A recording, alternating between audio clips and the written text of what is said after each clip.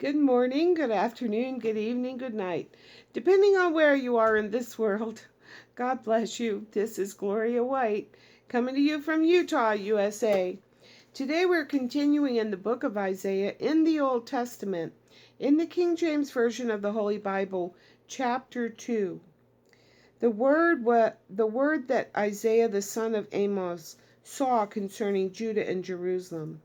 And it shall come to pass in the last days that the mountain of the Lord's house shall be established in the top of the mountains, and shall be exalted above the hills, and all nations shall flow unto it. And many people shall go and say, Come, come ye, and let us go up to that mountain of the Lord, to the house of the God of Jacob, and he will teach us his ways, and we will walk in his paths. For out of Zion shall go forth the law, and the word of the Lord from Jerusalem. And he saw judge among and he shall judge among the nations, and shall rebuke many people, and they shall beat their swords into plowshares, and their spears into pruning hooks. Nation shall not lift up sword against nation, neither shall they learn war any more. This is the end times, guys, here in Isaiah in the Old Testament. O house of Jacob, come ye and let us walk in the light of the Lord.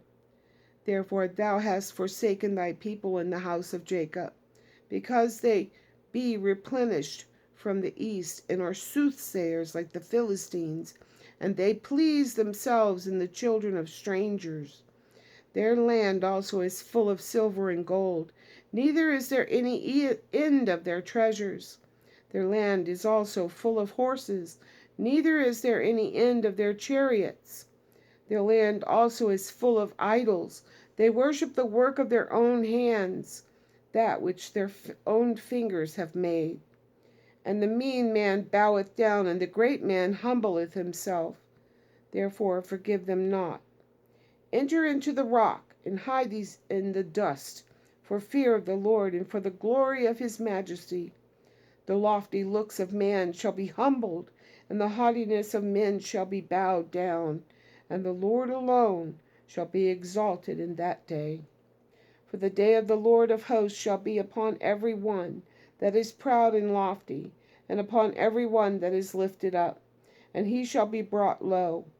And upon all the cedars of Lebanon that are high and lifted up, and upon all the oaks of Bashan, and upon all the high mountains, and upon all the hills that are lifted up, and upon every high tower, and upon every fenced wall, and upon all the ships of Tarshish, and upon all pleasant pictures. And the loftiness of man shall be bowed down, and the haughtiness of men shall be made low.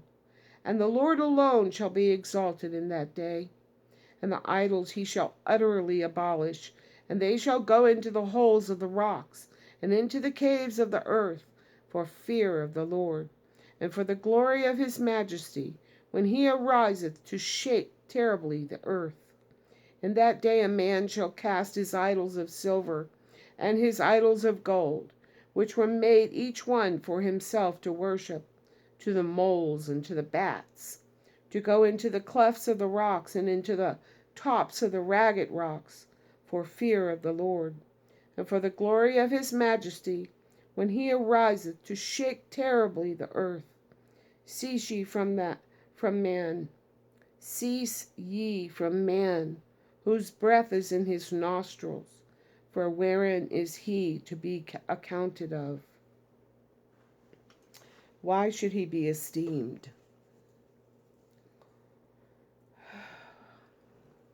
And as always, our God is almighty, almighty.